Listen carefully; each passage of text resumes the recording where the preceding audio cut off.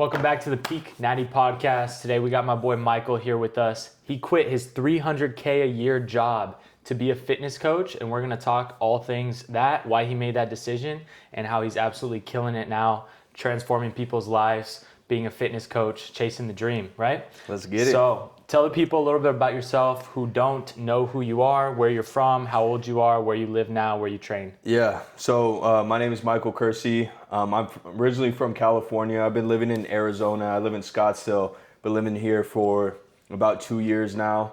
And so I train, I kind of train a little bit everywhere, but I train at Fit Lab, and then I also train at the Hive. So just two popular gyms here in Arizona. But yeah, most of them know Fit Lab and Hive. Which one do you like more? Dude, Which one do you like more? Dude, that's hard, bro. Ever since Fit Lab changed their the filming times, I like going to the Hive more just because you can film whenever you want. But as far as the equipment, Fit Lab equipment is a lot better for sure. Hive is perfect for filming, I'm not gonna lie. Oh yeah, bro. It's always empty unless you go in the mornings when all the CEOs are working out. It's always empty.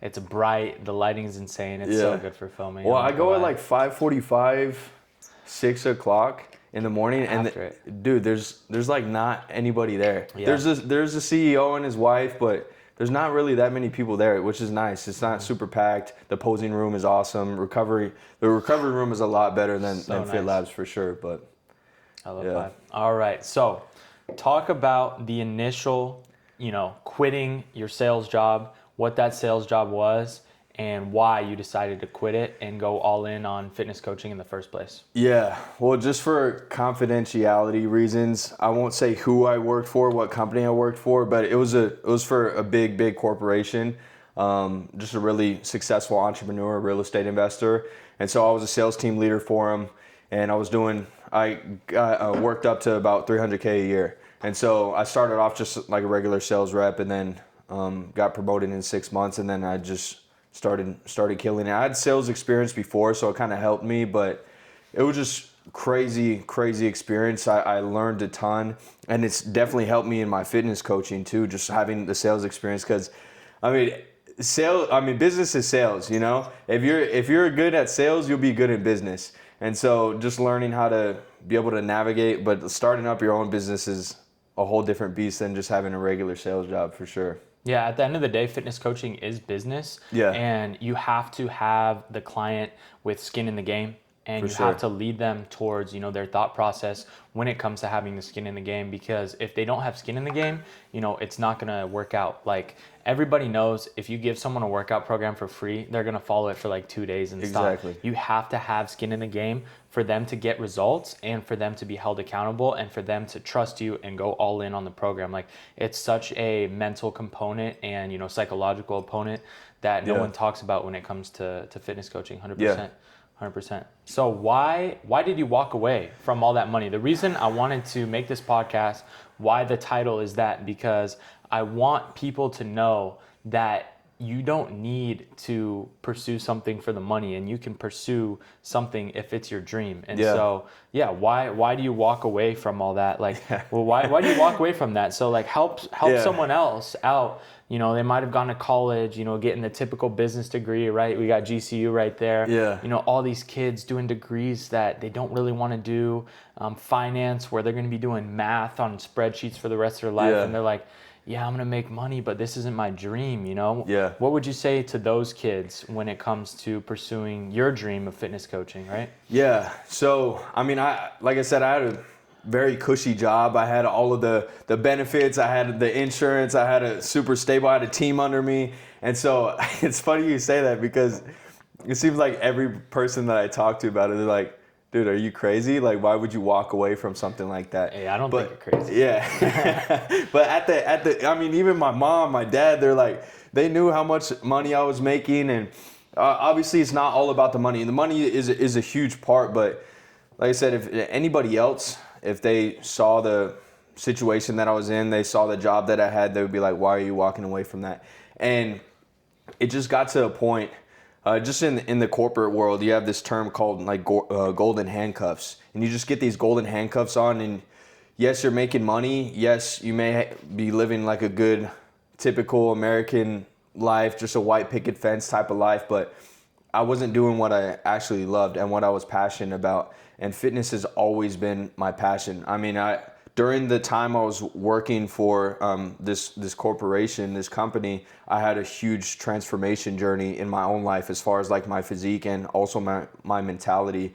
And so it's always been super prevalent in my life, but just that point specifically, it was for a year. I just had my whole transformation.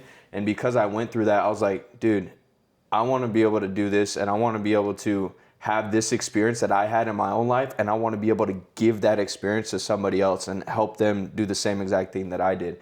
And so that passion was more important than the money to me. And that's kind of why I stepped away, because, I mean, I have sales experience, so I knew I can do anything really that I wanted. I didn't have to stay at that job, and I knew that I was going to be able to bring food to the table. It was less about the money and just more about following my dream, following my passion, and helping other people. So, how much weight did you lose total? I started off at 265 and then got down right before I tore my bicep. Got down to 212. Yeah. So. Guy's a peak natty, got shredded. He's huge, way bigger than me. No, but he's been lifting longer than me. He's been lifting longer than me. Hopefully I'll be as big as him when I've been lifting longer. Don't say that, bro. Hopefully, man. Peak natty right here, dude. I can't wait for you to compete. So for those of you guys who don't know, obviously Michael's my boy. He was gonna compete. He was gonna rip a OCB show. Definitely was probably gonna go pro. Yeah. But he ended up tearing his bicep. How many weeks out? 7 weeks out. Yep. So. Any plans to run it back later this year? Bro, definitely want to run it back. I'm just doing a mini cut right now, just because good for content too. Yeah. And I gained a little bit of weight, just during the recovery. My coach said to eat, so I ate, bro. Just trying to get lean again. Just be good for content. I'm for sure gonna do the Whitney in August. Okay. But I got some clients in that. Yeah. So if there's any competition before that, then we'll do something. But okay. Yeah.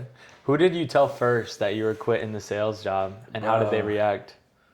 Your girl or your parents? Dude, I assume your girl supported you. No, right? I think it was my girlfriend. Okay. I think it was my girlfriend. You're like, I'm done. Yeah. I already made the decision before I told my parents. It was a hard decision, dude. It was super hard. I didn't know if it was the right decision to make. It was a huge jump and it was a big risk to take. So, but I think it was my girlfriend. Okay. Yeah. What did your pros and she supported you, obviously, right? Yeah. I mean, she was scary too for her. Just because I don't financially support her. Like we live separately, so like she pays her rent. But other than that, dude, I mean, I'm pretty much financially supporting her. I buy her a lot of stuff and take her out on dates. We love going on adventures, and so she knew how much money I was making, and so she was like, "Are you sure this is what you want to do?" Like, it's like you're the one that's supposed to bring home the goodies, you know. So. Yeah. She was a little bit worried, but she always has had faith in me. Mm-hmm. We've been dating for like 4 years, so she saw me when I was in college, when I was broke. Just to give you a little bit more backstory, like when I was going to college in Utah. What college? UVU. Oh, UVU. Yeah. So I was going to college in Utah. I didn't end up finishing college, but I was playing rugby at the same time, and at the same time, I was also donating plasma twice a week because I didn't have any money. So I was doing that to pay rent, like pay gas, pay for food, pay for protein, and then I had a full-time job as well.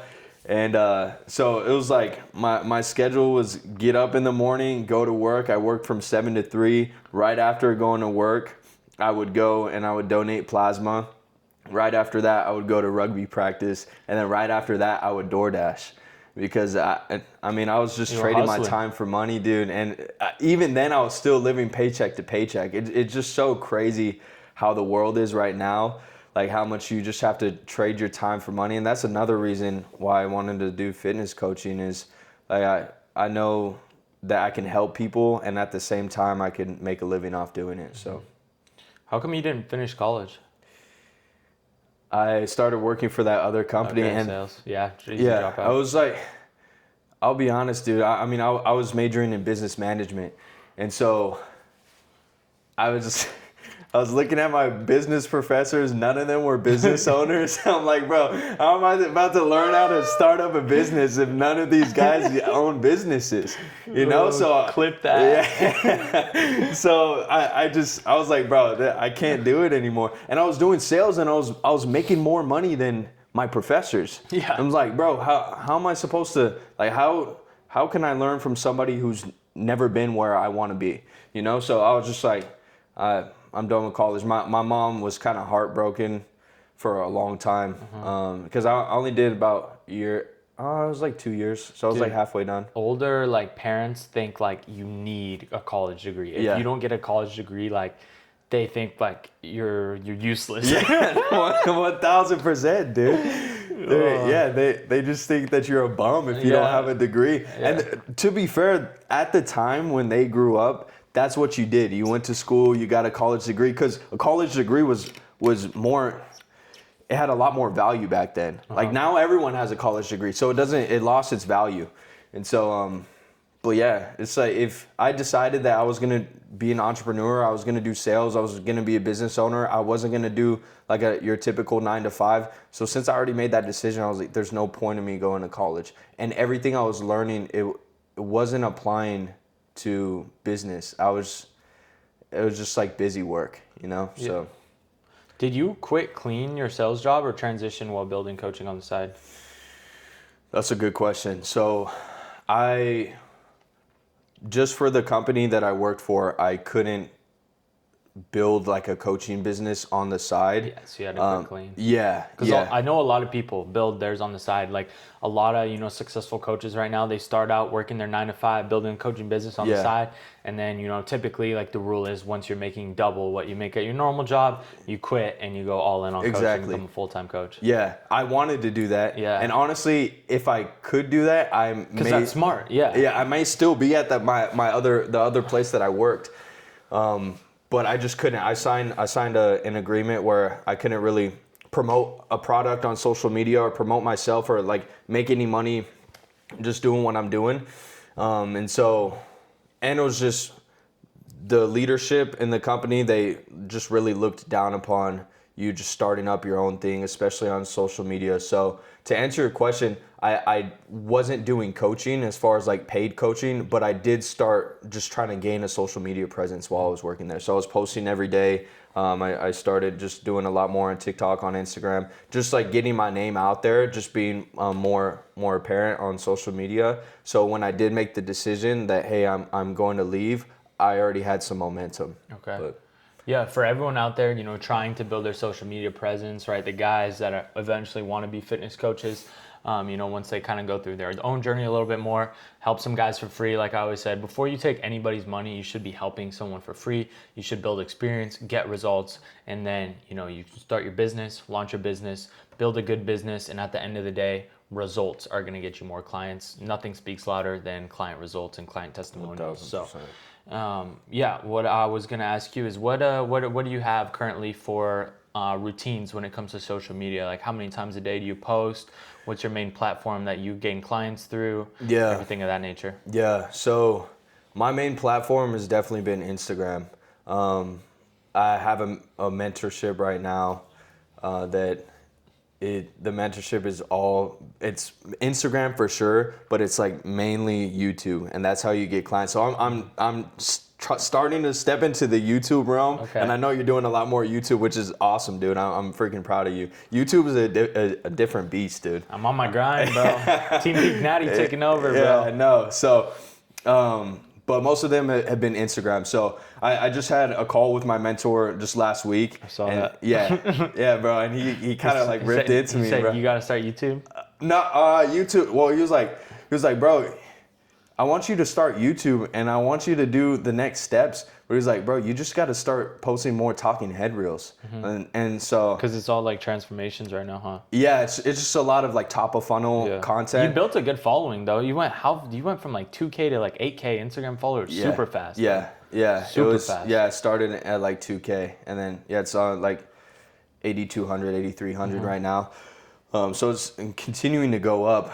But the transformation reels, those are great. it can show that I know what I'm doing, but at the same time, you just need to build a relationship with your audience, and that just comes with just speaking a lot more on camera. And so if you see these last couple weeks, I've been doing a lot more talking head reels, and he told me, he was like, look, I guarantee you with your physique and with how you talk and just with your charisma, he was like, if you post 2 talking head reels a day, I guarantee you'll hit a 40, 50K month in online coaching. And so I was like, oh, I got to lock in. So I've just been doing a lot more talking head reels. I'll sprinkle in a couple transformations just to have some top of funnel content and like have some viral videos, things like that. But I'm just focusing more on converting my audience and providing a lot more value instead of just like, hey, look at me, look at my physique. And I think that's what a lot of people get wrong. So many people these days, they just expect to build a huge following with just a physique or be able to, monetize fitness coaching, just flexing to music. And it's like, unless you're, 0.001 top percent physique in the world, looking like Joseph Shin or, whoever the newest aesthetic 5% body fat guy is, you're not going to blow up just off your physique. So post some value, guys. Post some talking videos. Post like how to do this, how to do that. And honestly, just document your own journey. Document the little things that you do throughout the day, the little meals, right? The little stuff that other people can implement into their life. People love a story. People love to watch stories. And so it's like a movie, bro. You want to just create a movie and just document your whole life, document all your struggles, document your wins, and people love to see that. If they just see your physique, they don't truly know who you are. So number one, it doesn't really give them a reason to follow you. But number two, it doesn't give them a reason for you to help them. And at the end of the day, I mean, if you're doing an online coaching business, your reason should be to help other people. But if I just see, just from my experience and the last call, it's like you're selfish if you just keep posting your physique, because that's not really helping.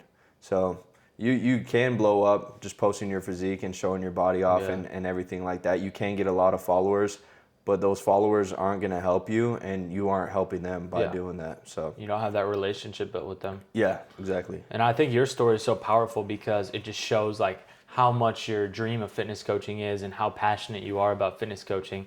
So, walking away from the sales job to pursue that, right? It's like a bold story because, not many people would do that, right? You kind of chose the unbeaten path, and that's what's kind of so special about your story, I feel like. Yeah, thank you, man. What sales skills helped you the most in coaching? Would it just be like closing calls, closing clients? Yeah, I mean, I think it's just understanding the buyer, learning how to understand their pain and understand their why. Because if you don't really understand their why, you can't cater to them and you can't really help them. So just understanding the true problem and the reason behind why they're in the position that they're in, and just making your coaching the solution. And so if you're able to do that and you're able to kind of connect the dots, like where they are and where they want to go, and you're able to actually build out a path for them so they can physically, like visually see that, then it's really easy to be able to have them hop on board. But if you can't really paint that picture and you can't really solve their problem and you don't know how to solve their problem, then it's a little bit harder. So, but I mean, it just takes, you can handle objections and you can learn how to be able to do that. But at the end of the day, it's literally just learning the person that knows how to solve the problem is the one that's going to sign them up. So, what did your first month look like after quitting the job mentally? Were you stressed? Oh, man. You cortisol through the roof? Cortisol through the roof? Yeah, or were you happy to be all in on coaching? Let me just say my HRV tanked, bro. Bro was not sleeping good. He was stressed. Oh, man. It was very stressful, for sure. It was like, I wasn't sleeping that well. It was just a big jump. And I was like, what did I just do? Yeah. There was a little bit of like, kind of like buyer's remorse, just a little bit of regret, but it was mostly out of fear. I was like, well, now I'm out in the wild. Like now I don't have a place where I can go and just work. I don't have a guaranteed paycheck. Like now I got to go out and I have to produce. If I don't produce, I'm not going to be able to put food on the table. Yeah. And so the first day I just went to work, bro. I was terrified. I was a lot more stressed, but I just went to work. So yeah. It's crazy experience. Crazy. Let's talk coaching, because I think it's fun, when we got two coaches on the podcast, right? We can kind of, relate to working with clients a lot, because it can be fun, right? There's some clients that do exactly what you say. They follow the plan, they get great results, and there's some, gotta give them a kick in the butt to get them going. So what is kind of like one non-negotiable standard for clients that you have? How do you hold your clients accountable? Oh, that's a good question. To produce great results. Yeah. Well, I think I do a pretty good job at just maintaining a good relationship with them. I don't just see them as a number. And so, I mean, I have like all the notifications on my phone when my clients complete workouts, when they do their weigh-ins, when they post their progress pictures and things like that. And so I keep a pretty good track on what they're doing. And then I also, on their little dashboard that I have for them, I have them put down habits. And so I just keep them accountable for their habits too. Because with me, I don't just want to help them with their physique, because if your physique and your fitness is just one aspect of your life. And so I want to help my clients dominate every single aspect of their life. And so their relationships with their loved ones, or their spouse or girlfriend, whatever it may be, their relationship with God or whoever they worship, their intellectual abilities as well. So just helping them dominate every single aspect. And so I put that in there, and then I'm also able to help them keep them accountable with that too.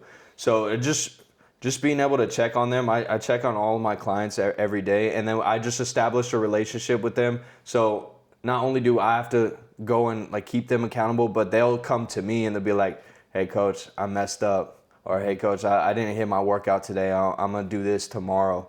Or, "Hey coach, I didn't do my reading today. I'm gonna read double tomorrow." So once you get a good relationship with them and they feel like they can trust you, then they come to you with their problems, and then you're not having to go and chase them. They're coming to you. So 100%. Yeah, no, honestly, like when you know everything that's going on as a coach, it's so much better, because the more you know, the more, the better coach you can be, the better decisions you can make, the better changes you can make, right? If you have a client that's not telling you stuff, you can't be a good coach, because you simply just don't know. Yeah. So I think that's super, super, super important at all. What's kind of like your niche, Did you niche down immediately, or do you try to coach anyone? Do you coach just like men? What's kind of your coaching niche? I mean, honestly, I feel like I'm still trying to figure it out, and it's just evolving as like the longer that I'm a coach. But it's for sure who I resonate with the most is just a past version of myself. And so just like high performers, people that I have a lot of clients that are sales guys, just because I resonate with them. And so I have sales guys, I have like people, I have a couple clients that are business owners as well. And so I don't know why, but they just come to me, probably just because of my story. And so just like helping high performers, but then also just like a recomp expert, just because that's exactly what I did. I mean, I lost about 60 pounds of fat and then gained 10 pounds of muscle at the same time. So just being able to teach people on how to do that too. And so that's what's in my Instagram too, just fat loss and recomp expert, just because that's what I'm good at. So what does success mean to you now? More bodybuilding wise, let's talk bodybuilding goals. Oh man, everyone on here, Peak Natty podcast, right? We, at the end of the day, we love training hard, we love fitness, we love bodybuilding. Even like some of my guys, some of my athletes that don't compete, right? They still take it serious. They're still locked in on their diet to build like a bodybuilder like aesthetic, shredded physique. And even though they might not compete, right? Everyone loves the sport, everyone loves the gym. So what are your future dreams and goals bodybuilding wise? Man, because coach got to represent. Coach got to lead from the front. Yeah, I mean, I wanna obviously win a show. Oh, yeah. I'm for sure like I'll do OCB, I'll do the NPC, I'll do the Whitney. I mean, if I win the Whitney, if I win first, that would be freaking crazy. That would be sick. That would be insane. They got the fireworks at that one. That one's tough, bro. Yeah. The Whitney's sick, bro. Yeah, just winning it as a true novice would be crazy. So. Yeah. I definitely want to do OCB as well. Just I feel like that'll be a good starting point, and just get my OCB pro card. Yeah, you're big, bro. How much do you think you'd be on stage? Go off your last prep. Dude. You were 8 weeks out. I was 7 weeks out. I was 212. 212. So Yeah, you'd probably be I was lean. I was lean. Probably be like maybe like 5-6 pounds below that. Yeah, maybe. Yeah, I would say probably like, yeah, between 208. Yeah, 208. Like 208 on stage. That's a big boy. Yeah. Hell yeah. So I'm 6 and 3/4. So Okay. yeah, man, that would be crazy. That would be crazy. I love bodybuilding for sure. What got you into it? Dude, my Going dad. from rugby to bodybuilding. Yeah, I mean, I started weightlifting. I guess I was playing rugby. I've been playing rugby ever since I was young. I played football. I played a lot of sports. I ran track. I did like basketball growing up. We were just a sports family. So, but who got me into weightlifting was my dad, dude. My dad was like my superhero. He was just my inspiration. Did he bodybuild or anything? He didn't compete, no, but he went through his own transformation, and that's kind of what sparked it for me. I'm like, dude, if my dad can do that, like I can do that. Mm-hmm. My dad went from 400 pounds down to 225. Yo. Yeah, bro, 175 pounds, and he was yoked at the end. So I saw that when I was younger. I was like, dude, my dad's the coolest person ever. My dad's jacked. I want to be just like him. So for my 12th birthday, I didn't want anything else besides a gym membership, because at the time, like, you had to be 12. I wish I started when I was 12, bro. No wonder you're so big, bro. I didn't start like lifting hard till like 16, bro. Yeah. 12? Well, I didn't like start doing heavy lifting when I was 12. But I would see my dad. We had a gym in the garage, like a kind of little makeshift gym. We had a bench and some cables and dumbbells and stuff like that. And so I would just see my dad. He would do 2 a day. So he would go to the gym in the morning, and then he would come, and then he would go to the gym and lift at night too. So I just remember him just it was just iron plates and stuff. So I would just hear him just cranking the weights in the garage, and the music blasting. I just thought it was the coolest thing ever. So yeah, for my 12th birthday, I was like, I want to get a gym membership so I can work out with my dad. What gym membership was it? It was a 24-hour fitness. 24-hour fitness. Yeah. In what part of California? It was we were living. I grew up in a city called Victorville. Where's that close to? It's like in the high desert near Barstow. Okay. Barstow, Hesperia. It's like in the middle of nowhere. Okay. Then I moved to a city called Corona, so it's in like Riverside County. Okay. Yeah, I know where Riverside. Yeah, it's like 35 minutes from like Newport Beach. Yep. So that's where I went to high school. But yeah, I was living in Victorville at the time where I got the gym membership, and then I moved over to Corona when I was 13. So yeah, so after that, dude, I mean, I got really into weightlifting. I played football, so we had football weight room, and I played linebacker, so I was like the strongest linebacker. Same. And I was lifting with the big boys, dude. I was lifting with the like defensive linemen, offensive linemen, because I was the only one that was able to keep up with them as far as weights. And then I played rugby as well growing up. And so after high school, I just stopped football and then continued with rugby. You played pro rugby, right? Yeah, okay. I played with the USA team. So okay. Yeah.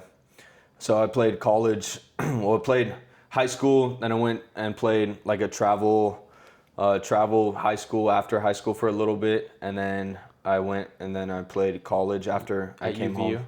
Yeah. Okay. Yeah, after I came home from my mission, played there for a couple years, and then I went to North Carolina. They have an Olympic training facility in North Carolina, so I played with them for about like 6 months. Then I realized that I loved playing rugby, dude, but there was no money in rugby. They're getting like paid like $25K a year, bro. Yeah. It's like you can't support a family. You can't really do anything with that, you know? It especially in today's society. So I was like, dude, I gotta find something else. So then I started getting back into sales.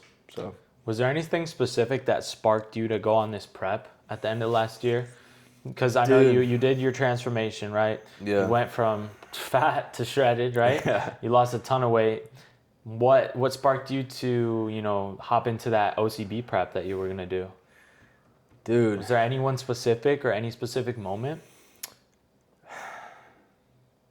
No, bro, I just made the decision because I was always pretty lean and just lifting and stuff like that. And I think I was just looking back at old pictures and then looking at myself in the mirror, and I didn't recognize who I saw in the mirror. And I was disgusted with myself. And I just went through a rough patch. I won't like go super deep into it, but there was a super hard time in my life for about a year where I gained a lot of that weight.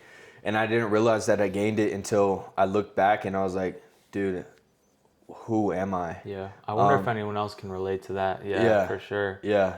It was, I just lost all of my self-worth at the time. I didn't really care how I looked anymore. I stopped going to the gym frequently. After I would be done door dashing at like midnight, at like 1 o'clock in the morning, I would go to McDonald's and Taco Bell and just like binge. Just eat my heart out because the dopamine from food is just so addicting. I've been there. I've struggled with binging, and it can become an addiction because you're literally getting dopamine from that hyper palatable food. Yeah. So I would do that, and then I wouldn't eat throughout the whole day because I was like punishing myself. Like, no, I just binge. Like I can't eat. So it was just a toxic cycle with myself, and so my self-worth just tanked. And then, I started working for this specific company, and the cool thing about the company was they were very adamant about dominating every single aspect of your life. So I just had a really self-reflection period where I'm like, dude, my fitness and my health has gone way out of line, and I just need to lock back in. So it wasn't like really, I can't tell you a specific day where I was just like, all right, this is it.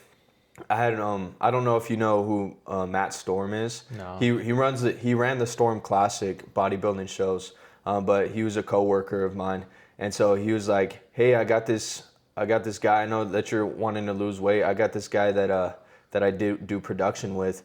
His name's Joe, and he was like, "Hey, he can help you with your macros just to help you lose weight." And at the time, bodybuilding wasn't even in the picture for me. I just wanted to lose weight. And the cycle that I was running into, because a couple months before that, I started to get back eating healthy, but I wasn't tracking my macros. So I was just eating at maintenance. And so I wasn't losing any weight, but I was still eating healthy. And I was so frustrated. I was like, dude, healthy. What is this? Yeah. Exactly. I feel like a lot of people run into that. They're like, I'm eating healthy, but I'm not losing weight because you're not tracking your macros. You have no idea if you're in a deficit or not. And so I was in that realm for a few months. And I was like, you know what?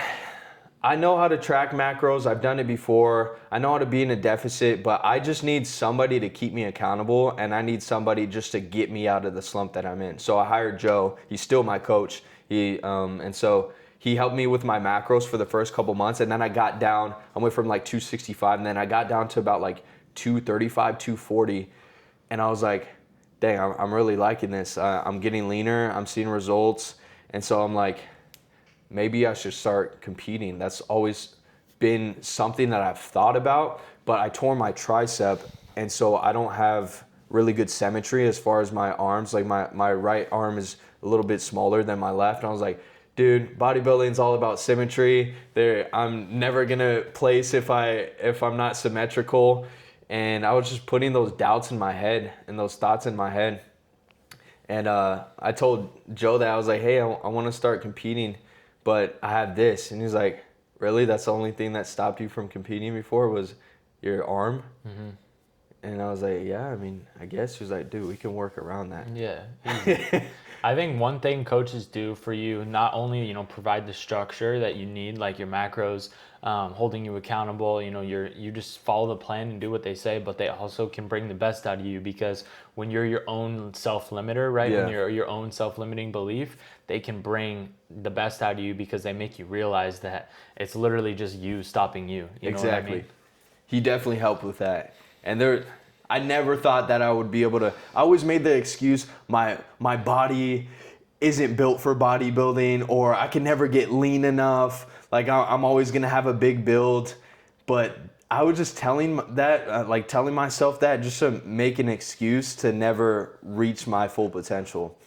And so Joe, my coach, he definitely helped me just learn about myself and the things that I can actually accomplish if I just lock in and I set a goal and I stick to it.